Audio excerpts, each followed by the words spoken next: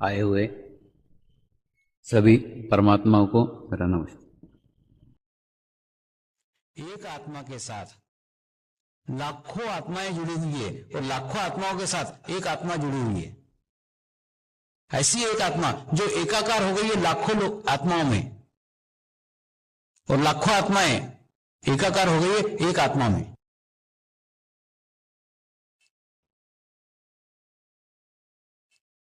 यह आत्मा अलग है, बाकी सब समान है, सिर्फ ये आत्मा अलग है। लेकिन उस आत्मा को,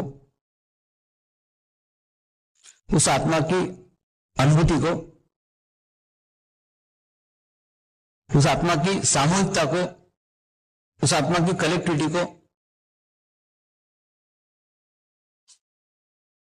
आंखों से देखा नहीं जा सकता।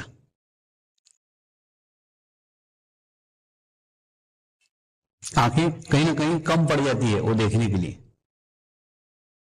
वो सामूहिकता देखने के लिए, वो कलेक्टिविटी देखने के लिए, वो ऊर्जा का स्रोत देखने के लिए। क्योंकि इन आंखों को उसकी आदत ही नहीं है, इन आंखों को उसकी प्रैक्टिस ही नहीं है। तो जिसकी आदत नहीं है, जिसकी प्रैक्टिस नहीं है, उसे ये आंखें कैसे देख सकती? देख ही नहीं सकती।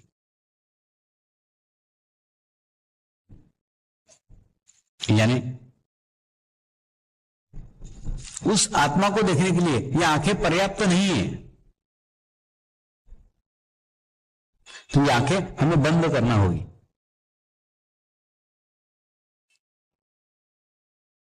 इन आंखों के द्वारा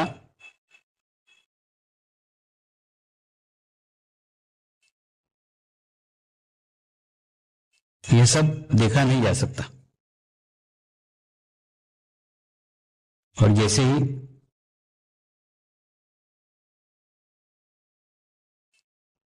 आपकी बाहरी आंखें बंद होगी,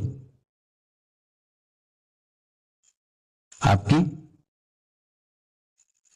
भीतर की चित्त रूपी आंख खुल जाएगी।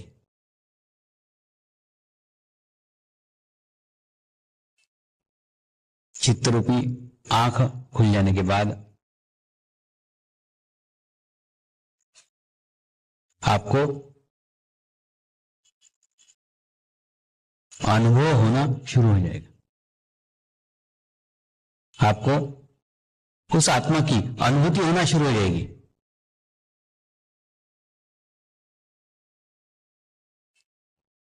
और जब आत्मा की अनुभूति होना शुरू हो जाए, आत्मा का अनुभव होना शुरू हो जाए,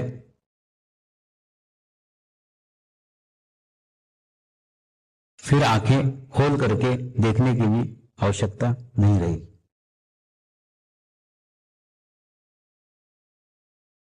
फिर भीतर से ही एक संबंध स्थापित हो जाएगा।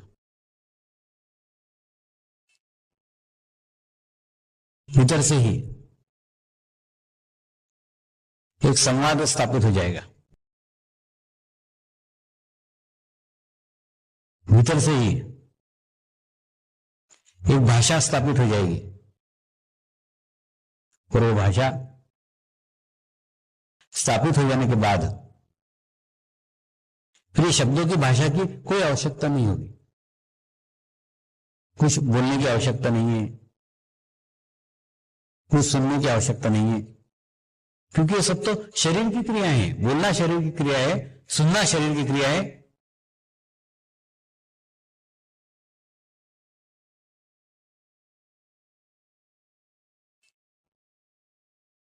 सिर्फ अनुभव करना शुरू हो जाएगा, अनुभूति होना शुरू हो जाएगी। जैसे जैसे आपकी आत्मा शुद्ध होती जाएगी, पवित्र होती जाएगी, वैसे वैसे ही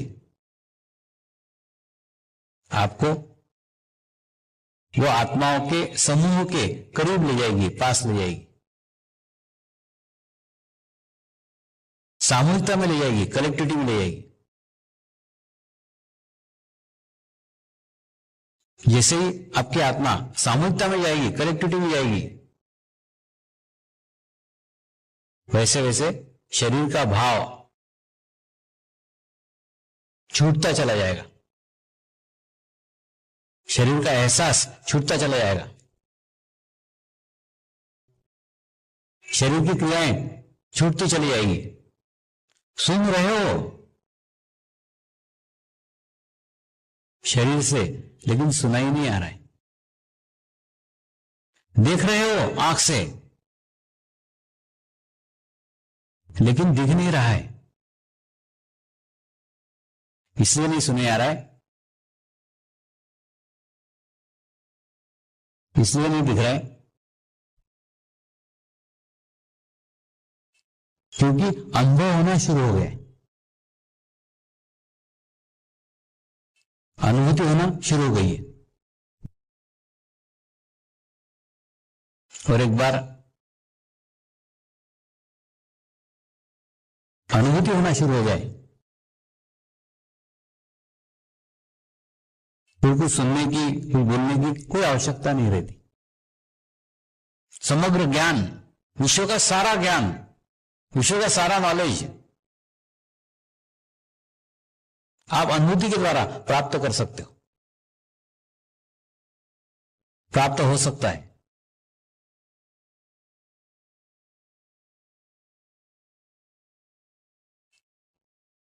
लेकिन उसके लिए समर्पण अत्यंत आवश्यक है। जितना आप समर्पित होते जाओगे, उतना आप आत्मा के करीब होते जाओगे, आत्मा के पास होते जाओगे।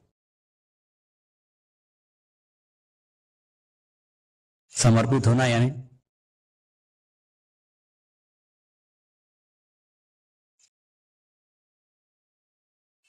जीवन की छोटी से छोटी घटना को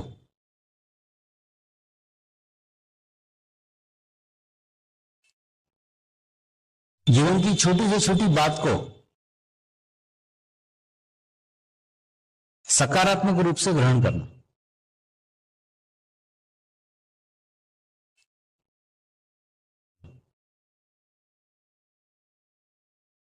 हुआ तो भी ठीक है, नहीं हुआ तो भी ठीक है। किसी भी एक सिरे को पकड़ करके मत रखो, क्योंकि जब जीवन में हम एक सिरा पकड़ करके बैठते हैं, एक कोना पकड़ करके बैठते हैं,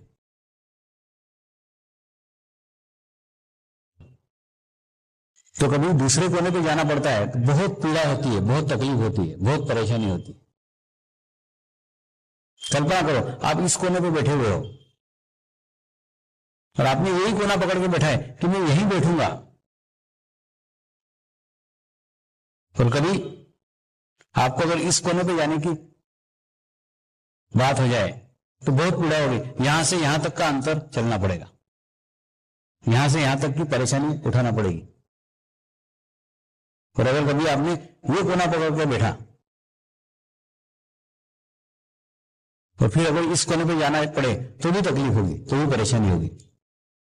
तो जीवन में कोई भी कोना पकड़ करके मत बैठो, कोई भी सिरा पकड़ के मत बैठो। मैं ऐसा ही करूंगा ऐसा मत बोलो,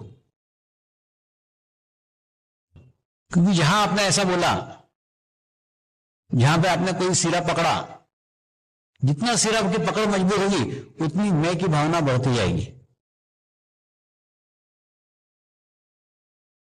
और जितनी मैं की भावना बढ़ती जाएगी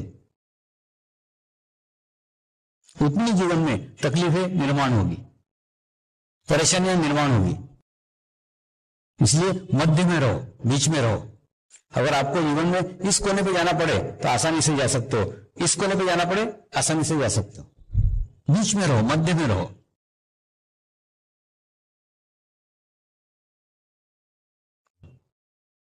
फिर किसी भी कोने पे जाना पड़े, दोनों कोने आपको करीब के लगेंगे, दोनों कोने आपको बीच के लगेंगे, क्योंकि आप बीच में बैठे हुए हो। सिर्फ आधा रास्ता तय करना इधर जाने के लिए और आधा रास्ता तय करना इधर जाने के लिए।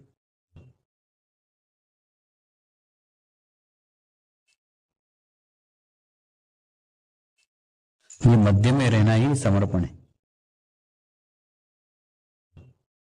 ये बीच में रहना ही समर्पण है। आपकी कोई विश नहीं है, आपकी कोई इच्छा नहीं है इधर ही बैठूंगा, इधर ही बैठूंगी, कुछ नहीं।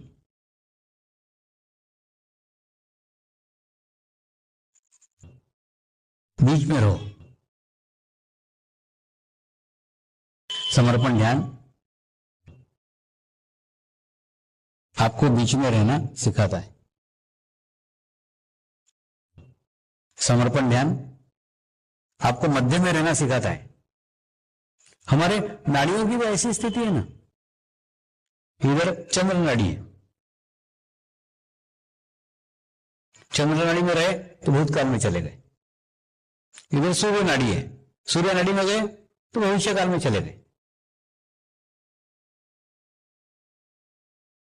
भूतकाल में जाया जा सकता है, भविष्य काल में जाया जा सकता है, लेकिन जिया नहीं जा सकता। जाया और जिया, भूतकाल में जिया नहीं जा सकता, भविष्य काल में जिया नहीं जा सकता। जीना आपको वर्तमान में ही पड़ेगा, मध्य में ही पड़ेगा। तो जब जीना ही वर्तमान में है तो क्यों भूतकाल में जाते हो कि भविष्य काल में जाते हो? जीवन भविष्य काल में नहीं है, जीवन भूतकाल में भी नहीं है, जीवन वर्तमान काल में, आज में है। तो जीवन का प्रत्येक क्षण प्रामाणिकता के साथ जियो, प्रत्येक क्षण वर्तमान में जियो, प्रत्येक क्षण प्रेजेंट में जियो, प्रत्येक क्षण मध्य में जियो। ये जीने की इच्छा आप कर सकते हो कि मध्य में रहना चाहिए, वर्तमान में रहना चाहिए, वर्तमान में जीना चाहिए, सब चीज आपको पड़ सकती है।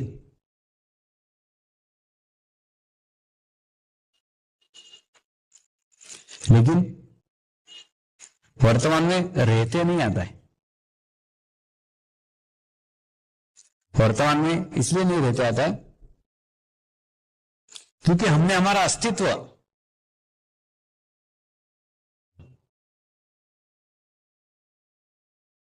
परमात्मा के अस्तित्व से अलग करके रखा हुआ है, और अलग करके रखने के कारण हम जो विचार करते हैं वहां जाते हैं। कभी चित्त भूतकाल में चला जाता है, कभी चित्त भविष्य काल में चला जाता है।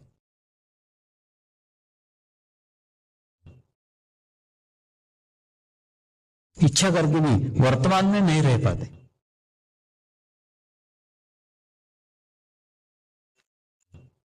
जबकि वर्तमान में ही जीने का है।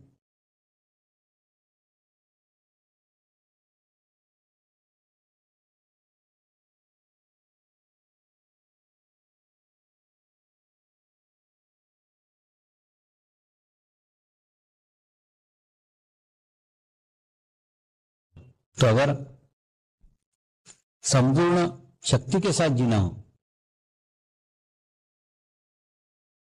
संपूर्ण आनंद के साथ जीना हो,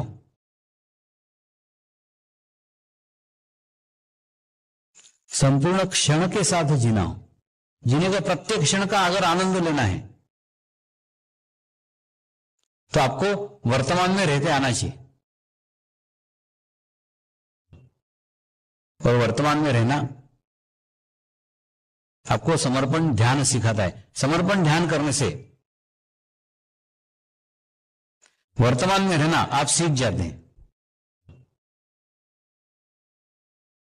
इसलिए सीख जाते हैं क्योंकि यहां हजारों लाखों लोगों की सामूहिक शक्ति है जो वर्तमान में रह रही है, जो प्रेजेंट में रह रही है। और वो सिर्फ आपके गंडवे नहीं, विश्व भर में फैली हुई है। तो ऐसे ही जैसे आप ध्यान करते हो, जैसे आप मेडिटेशन करते हो, तो ध्यान करने के बाद उस सामूहिकता के साथ आप जुड़ जाते हो, उस कलेक्टिविटी के साथ आप जुड़ जाते हो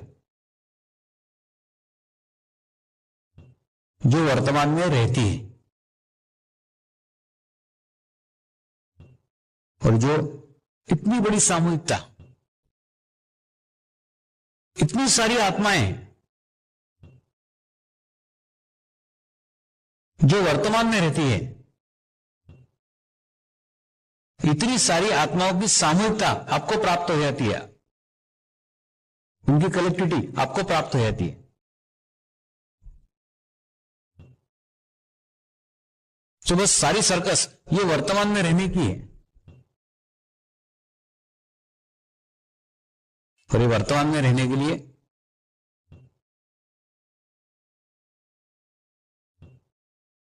समर्पण शब्द बना हुआ है।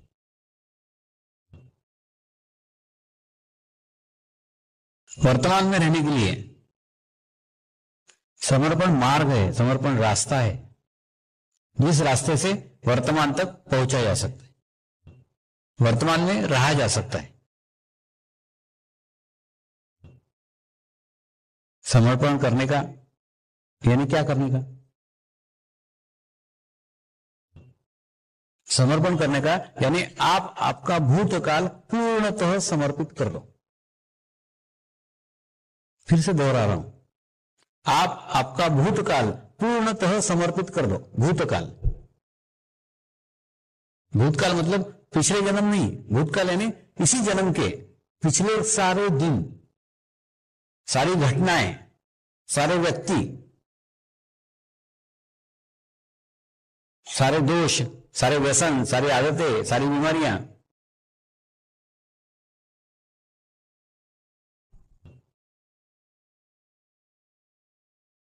ये सब भूतकाल के साथ जुड़ी हुई है। ये सब व्यक्ति, ये बीमारियां, ये व्यसन, ये प्रसंग, ये घटनाएं, सब आपको रोज भूतकाल में लेके जाते हैं। लेकिन वो अगर आप समर्पित कर दो तो क्या फर्क पड़ेगा? फर्क ये पड़ेगा, जब भूतकाल आप समर्पित कर दोगे तो भविष्य काल में आपका चित्त जाएगा ही नहीं, और जब भविष्य काल में चित्त ही आपका जाएगा नहीं तो आपको भविष्य काल की चिंता सताएगी नहीं, भविष्य के विचार आएंगे नहीं। आपने पुरानी घड़ियां देखी होगी ना, उसमें पेंडुलम रहता है, वो इधर इधर इधर इधर इधर हिलते रहता है। तो 3 इंच उस पेंडुलम को अगर आपने इस तरफ खींचा तो एक शक्ति बन जाएगा, जिस शक्ति से वो 3 इंच फिर उधर भी जाएगा। ठीक इसी प्रकार से भूतकाल के विचार आप करते हो और भविष्यकाल के विचार आपको आ जाते हैं। तो अगर आप भूतकाल समर्पित कर दो, भूतकाल के विचार समर्पित कर दो, डोनेट कर दो, दान कर दो, तो भविष्यकाल के विचार आएंगे ही नहीं। तो भूतकाल आपने समर्पित कर दिया, भविष्यकाल के विचार नहीं आ रहे, तो चित्त कहां रहेगा? वर्तमान में। और जब चित्त भी वर्तमान में रहेगा, आप भी हजारों लाखों वर्तमान की आत्माओं के साथ जुड़ोगे, तो आप जो भी कार्य करोगे वो कार्य सर्वश्रेष्ठ कार्य होगा, सबसे अच्छा कार्य होगा, क्योंकि वो कार्य आपने पूर्ण वर्तमान में रहते हुए किया है, पूर्ण एकाग्रता से किया है, पूर्ण शक्ति के साथ किया है। और जब ऐसा करना आप सीख जाते हो तो आपके जीवन में कई ऐसी घटनाएं होने लग जाती है जो घटनाओं की आप कभी कल्पना भी नहीं कर सकते। आप कभी सोच भी नहीं सकते कि आपके जीवन में यह भी घटित हो सकता है, क्योंकि वर्तमान में रहने वाले आत्माओं की शक्ति आपको प्राप्त हो जाती है, सामूहिक शक्ति प्राप्त हो जाती है। और वो सामूहिक शक्ति प्राप्त होने के बाद ईश्वरीय चेतना आपके माध्यम से बहती है।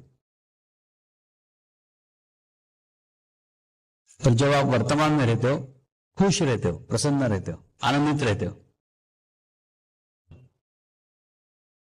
आप आपके जीवन में कितने आनंदित रहते हो, कितने खुश रहते हो, कितने प्रसन्न रहते हो, इसी के ऊपर आपकी सारी आध्यात्मिक प्रगति निर्भर करती। आप जितने देर खुश हो, जितने देर प्रसन्न हो,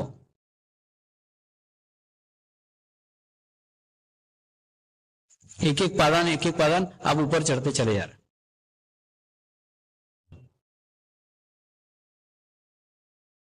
प्रसन्न, खुश वर्तमान में ही रहकर हो सकते हो। भूतकाल की बातें याद करके कभी प्रसन्न नहीं हो सकते। भविष्य की चिंताएं करके कभी प्रसन्न नहीं हो सकते, कभी खुश नहीं हो सकते।